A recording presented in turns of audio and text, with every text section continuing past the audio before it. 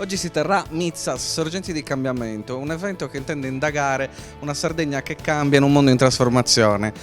Io chiederei ora a Roberto Spano, amministratore delegato di Sardex, di raccontarci che tipo di aspettative ha per questo evento.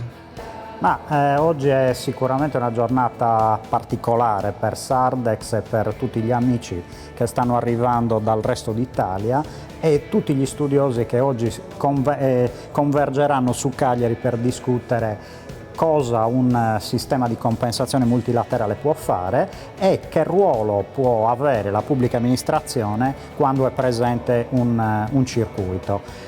La formula che è stata presentata è molto innovativa e penso che oltre i contenuti avrà anche un contenitore gradevole e piacevole per ascoltare cosa sta succedendo nel nostro ambiente. Cosa vogliamo dire agli appassionati del tema? Quali saranno le cose imperdibili delle due giornate?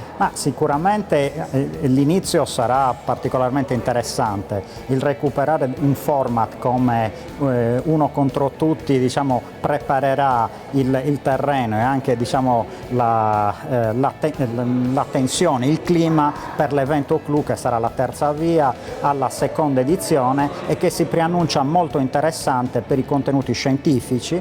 Abbiamo professori che arrivano dalla London School of Economics, dalle principali università italiane che si confronteranno con operatori del settore e con politici che stanno dimostrando di avere particolare interesse a guardare da vicino il fenomeno sistema di compensazione.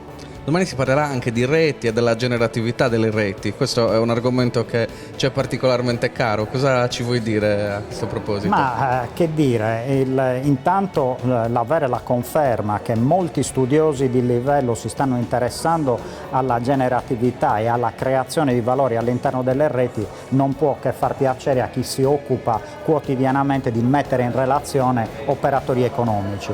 Da un lato e dall'altro vedere come questo può essere declinato in maniera piacevole con intermezzi musicali e con un po' anche di autoironia per non prendersi troppo sul serio, penso che sarà il mix giusto per interessare tutti quanti.